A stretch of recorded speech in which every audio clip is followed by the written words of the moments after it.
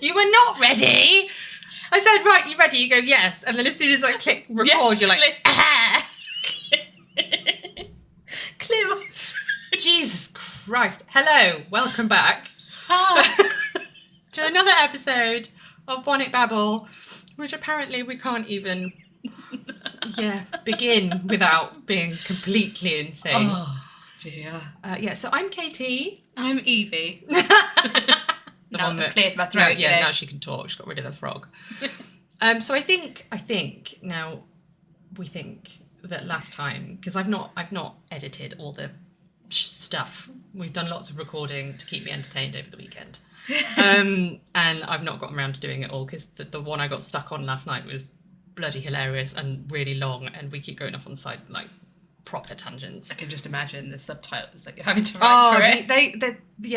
The AI thing I use for subtitles had just a complete brain fart with it because we'll be using all these random words like kerfuffle and shenanigans and gubbins, and it just couldn't cope with it. You know they're all your words, right? Yes, I do.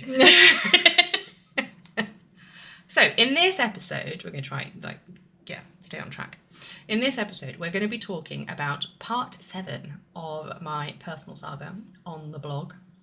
And this is the trials of sprouting my daughter. So my daughter is an arse.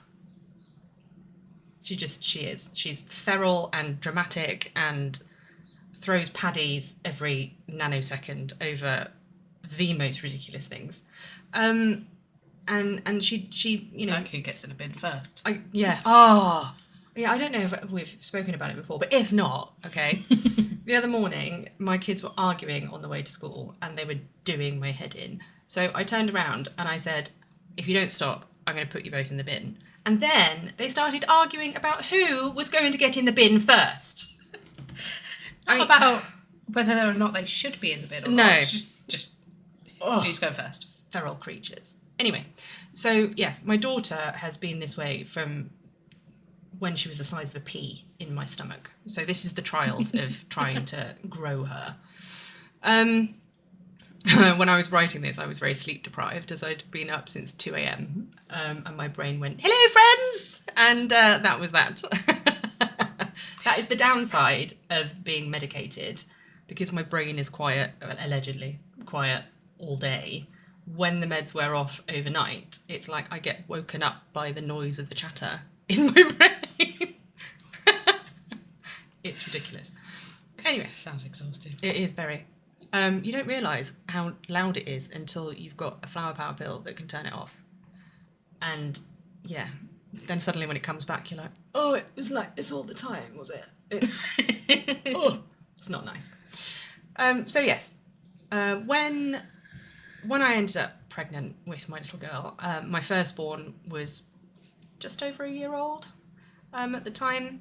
He was a poorly lad, bless him. He was already exhibiting, issues with his health. He had trouble breathing. He's inherited my breathing challenges.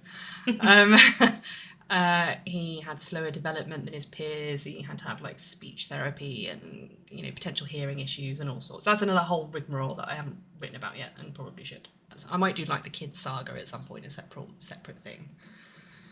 Maybe. About all the trials and tribulations they put me through over the years. We'll put yours in there too. Oh, mine would take years. I know. So again, in my infinite wisdom, having all of these challenges to deal with, I decided the best course of action, while still, reeling from the financial crisis of the house, and having a sleep thief already displaying health problems, was have another baby. Yeah. Of course. What could possibly go wrong?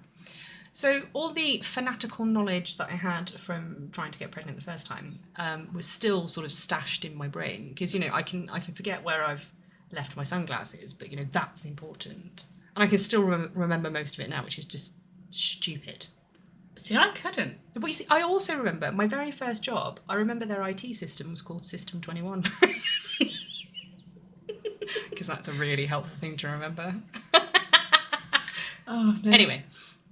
So that particular month, the thermometer came out, the swimmer-friendly lube appeared, the multi-packs of sticks to pee on. And we'd had the energy that cycle for a single saucy encounter. That was it. Just once. And a few days after that, we were having a serious discussion about our finances and in the mounting pile of debts and my fading sanity, just having one child and working and the debts and the mother and all the things. It's a lot. Just all the things. And we decided the best route would be to, maybe postpone our attempts for the time being. My daughter had a different idea. And boom! Yeah, positive test at the end of that month. Bollocks. I mean, yes, she was intended, but... Oh, yeah. Am I not allowed to change my mind? Is it not a woman's prerogative? Bloody kid. So about 9 weeks into my pregnancy with my daughter, I was feeling very, very sorry for myself. I had horrendous morning sickness with her. It was that hyperemesis thingamabob, where you're sick all the time, all the way through, it turned out. Whereas with my son, I'd had like a bit of nausea, but I'd never really had morning sickness. So, Really? Already I'd had, a trial by fire. That was the other way around. No, second time around was horrendous. Boys were evil to me. Yeah. So about 9 weeks in, I suddenly woke up one morning with a face like a hamster. Oh no. Yeah. Yeah, you did. Yeah. I looked like I'd been squirreling away food to survive the winter in my cheeks. Did you look like a lot like your mum? I did, yeah, when she's... Oh, my God. The worst habit she had. Sorry, quick sidetrack. Quick. Yeah. I've always had a thing about people eating, particularly like crunching noises or people that eat with their mouth open and you can see them masticating. Or licking. Yeah. No. And my mother, whenever she used to try and talk to me while she was eating, rather than just finishing her mouthful, she would store it in her cheeks. Like, so it was like a visible... I mean, this character isn't going to show it, but it was a visible, like, hopefully the sound effect will convey. Blow out your cheeks. Yeah, that's what it is. Yeah, it was really so, and and she was so, whenever she ate or drank, it was so loud, and it was like nails down a blackboard, whatever you call it, chalkboard these days. You're not allowed to call it a thing. Anyway, moving on. Chalkboard. Yeah, moving on. Yeah, it just gave me the ick. So where was I? Yeah, so it was like that. You was at the and then there's another side tangent in the actual blog post. Yes, so another little side tangent. Sorry. Yes, I've had the MMR vaccine and all the boosters, and I've had mumps before, and I had a booster yet again after my son was born, because when they do like the post-pregnancy blood test thingamabobs, it came up that I was no longer immune to rubella, so I had another booster. And yet somehow, like a year later, I got mumps again. Because I'd had it as a teenager as well, despite having all the boosters and all the gubbins. It's baffling. My immune system is just, it must be disputing its working conditions and on strike half the time. I swear to God, it's ridiculous. So anyway, I dragged myself into work that day, balancing my football face on a very tired neck. And I had a business trip to London. I hate going into London. It's very peoply. 1 out of 10 do not recommend. So I did. I trekked all the way over to London, faffing about on the train and then the tube. And I don't know about you, right, but when I've been to London, I come back and I have all of this like a black residue in like my nose and the back of my throat. It's like I'm really sensitive to the pollution increase of a city. It's been years since I've been. But wow. No, Yeah. I didn't. Next time you go. Keep an eye out for that. Anyway, it's just something like random that I noticed and remembered from 8 years ago. So when I got home that day, finally dragged myself home, a really nasty headache kicked in, raging temperature, stiff neck, and, I could barely hold my eyes open to any form of light. I had a real aversion to it. My husband was away on a business trip at the time. I don't remember where, somewhere foreign.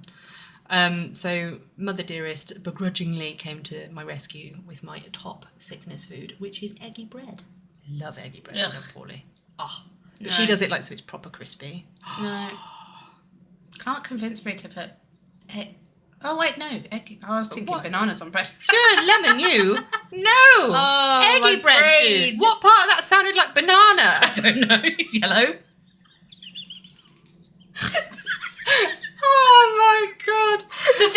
head was bananas. I don't know why, because you eat bananas on bread. I eat bananas on toast, occasionally. Not on bread. I'm not an animal. Eggy bread's alright. Yeah. Eggy crumpets is better. Is it? Yes. I've never had that. Oh, I'll make it for you one day. It's amazing. Yeah. I've got some eggs and some crumpets, Just saying. I taught my eldest how to make it, and he made me eggy crumpets with bacon for every morning during lockdown. Oh, to have an older child with you. Oh, I loved it. I had an older child with me, but he was a man-child. Not as productive. No, I didn't have one of those. He was away with work. Love you, babe. So a few hours later, my condition had deteriorated rather drastically. I ended up calling 111. It was a completely waste of time service, that is. But anyway, it's just a checklist, isn't it? They're going through it, and they're nearly, like 90% of the time, sorry, it's like, you need an ambulance. We have to ask you these. They probably have nothing to do with it, but we have to ask you anyway. Yeah. Are you bleeding? Anywhere, out of any orifice. No, I just told you that I can't breathe. Yeah, it's not the same. No, anyway. So it was just me and little Herb and my little parasite at home, so I was a bit concerned for my welfare. And genuinely, I swear that 111 will send you to hospital no matter what, just to avoid any potential liability, because they're not medical professionals on the end of the phone. Yeah, I believe. Anyway, so they ended up calling an ambulance for me. Herb was whisked away to Nanny round the corner because she was close by. And this mildly temperamental paramedic turned up, like proper grouchy. Right. And I'm trying to explain that I had mumps. And he was kind of like, humming and hawing about taking me into hospital. Okay. Now, when you know, and I was a little bit more concerned than I would have been usually for my own welfare, because, I had a passenger on board. Yeah. Yeah, I was growing a human. So, I tried to explain I'd had it before. It was definitely that. But this was so much worse than I'd had it before. So I was concerned. Possibly because your immune system was helpful. Yeah, it was distracted by growing a human. Absolutely.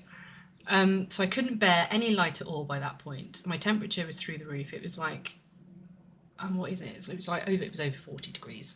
It was, scary. Everything hurt. I had the shakes. I had cold sweats. I was quite concerned about myself. Now, I did have a foolish and quick consult of Dr. Google before I phoned 111.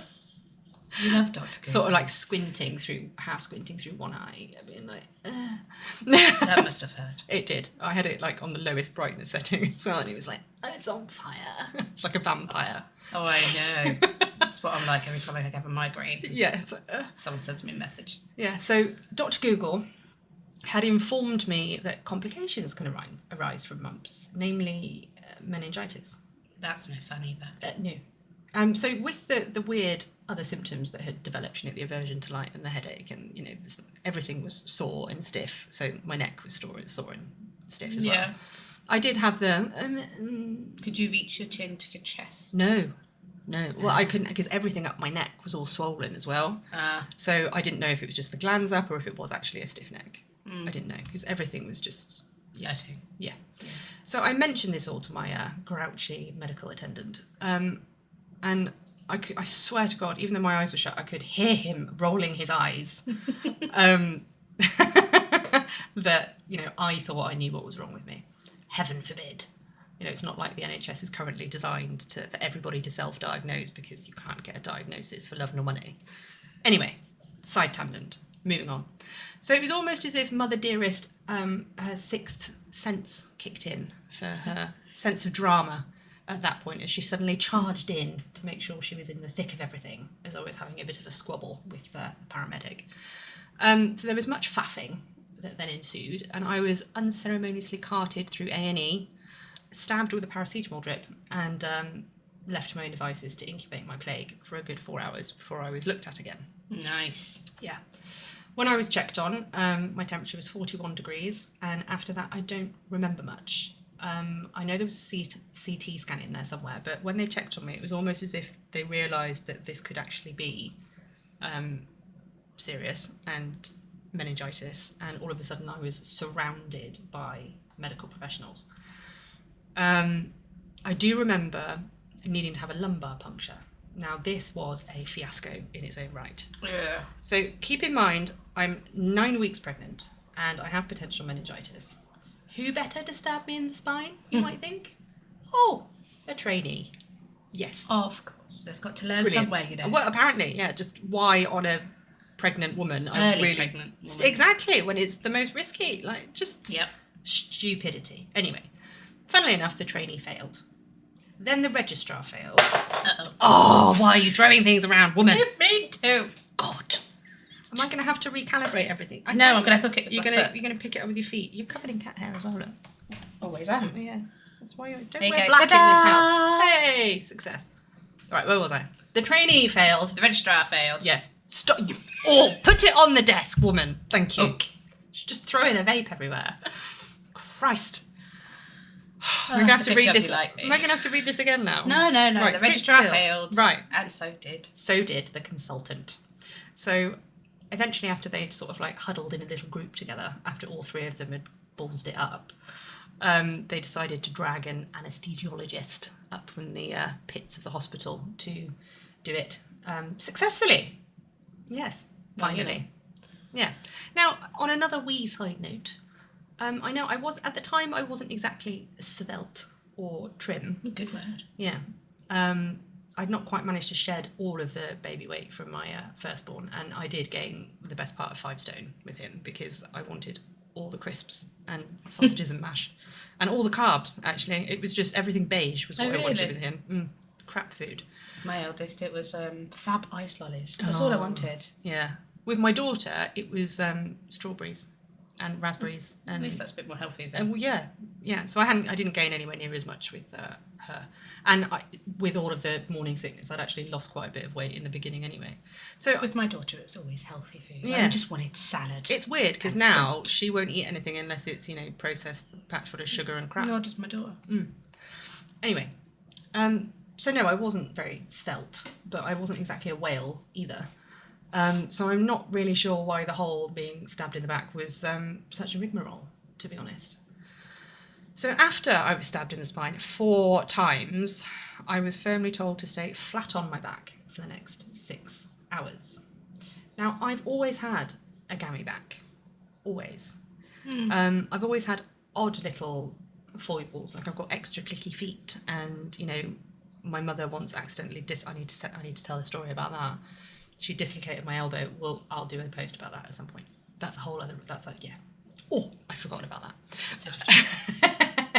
Yeah, and my shoulders are always sore, and I've had problems with my feet, and so I'm always sore. So being in a prone position, especially flat on my back, is not comfortable. It hurt for me. Yeah, it does. And I do, after a while, my coccyx and all that sort of stuff starts complaining and then ends up being on a fire, and it's not nice. So yeah, being led on my back, it caused my back to spasm, which then shot agony. It's not even a word. I didn't even click. Well, it's good one of us is awake. Yeah, it shot agony into my head, which then resulted in plumes of vomit. Delightful. Mother Dearest, obviously, took great delight in dramatising my misery. She was there shrieking for a nurse. And I swear to God, that nurse who arrived, she must have just finished her afternoon of chewing on wasps when she opened the door, because she was just so sour-faced and so grumpy. She kind of walked in and was like, what? It was almost like that. Wow. And then when she saw me being sick, it was really is all this is sort of job. Don't you know how I have real patience to help? Who's ringing you now? Husband. It's okay. You're going to ignore him? Do Yeah. I have to pause it? You're ignoring him? I'm ignoring him because we're on here. We're busy. We're very busy and important. He knows I don't answer when we're on here. Yeah. Okay, good. Anyway, so after some eye rolls... Just have to try and slyly message him back. said, I'm recording. I'm busy. I'll have a sip of coffee then, while she's kerfuffling again. I can't sit. Can't talk. Can't sit still. Can't talk. No. Great. Yeah, I'm gonna make you put your vape on a lanyard and leave your phone in the kitchen, I think, in future. I like the lanyard. Yes. Option. Well, then you're not going to lose it. No. I need one of them for me as well. Though. Oh, yeah. Itchy. It'll have to be a special lanyard. Yeah. Yeah. For special people. Because I'm special.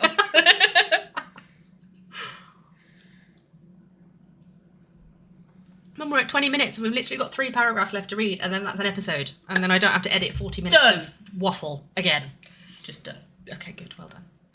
So, yes, I was cleaned up, and then I was surrounded by more medical staff, and they were pumping me full of all sorts of, like, antivirals and other medicine stuff, all via IVs, and I had tubes coming out of me everywhere. And I remember some of them saying that what they were doing wasn't particularly safe for someone in my condition, i.e. pregnant. Yes. So a few days later, I had viral meningitis. That one, yes, thank you. You're welcome. And by that point, there was much huffing and puffing from Mother Dearest about how much of a tribulation it had been to be by my side during all this fiasco. So I had my discharge paperwork, and at that point my brain suddenly remembered the warnings about the drugs that had been pumped into me. And I asked the consultant who was trying to like shoo me out the door, if, you know, you're not doing an early scan on the baby. And he sort of looked at me like, no, we don't usually do that. Like, do you not think you should? As you've just pumped me full of all this stuff that has never been tested on, you know, fetuses. Might be an idea. Just a thought. So in the end, you know, I had a few stern words with him. I can imagine. Yeah, I wasn't really budging on that point. And they carted me up to the ultrasound suite where I was smothered in freezing cold jelly. Nice. Ugh, They make it nice and warm now. Do they? Yeah. Oh, they didn't back then. It was like, oh, sorry, it's cold. Yeah, it's warm now. Oh. Anyway, and there she was. My murderous little bean. Everything was totally fine in my tummy. Heart was fluttering away, whilst I'd been busy doing battle with the plague and various disgruntled NHS she's fine. stuff. Your immune system's protecting her, not you. Oh, and she is. She's bomb-proof now, that kid. It's really annoying. I get all the plague, and so does my son, and then she's there like, I'm fine. It's like just after she was born, that very first Christmas, we all had hand, foot and mouth, right? Which I initially thought, when the doctor said it, I thought, oh, like mad cow disease. You know, foot and mouth, whatever it is. Yeah, I've had it. Yeah, I was like, so is my kids. Yeah, but she had like the whole, it's called geographic tongue, where her whole tongue had gone patchy and sore. I got that too. Yeah. But she, like, in herself, she was absolutely fine. Yeah. Whereas me and my son were on death's door with it. It's just not fair. Maybe that's why. Maybe she's like some weird Hulk from absorbing all this stuff. Maybe. Where she was great. My two children had it when they were toddlers. Yeah. And the childminder,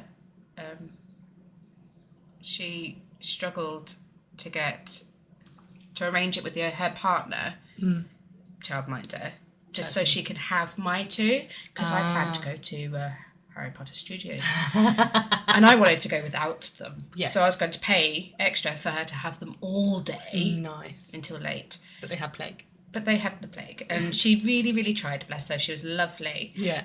But she couldn't arrange it. Wasn't having it. No, she had the other children, which meant they couldn't go. Yeah. So I took them. Oh. I took them with me. Whilst they were incubating viral plague. Yes, but they were finding themselves. Of course. Yes, okay. They loved it. So anyway, that's it for part 7. There is a part 7.5 on this because the whole early pregnancy part was such a bloody drama llama that I didn't go into the whole her arriving into the world drama llama. So that will be coming soon. But yeah, that's it for part 7, which is episode, I don't know what episode we're on, so that's it for this episode. And we'll see you next time. Bye. Bye.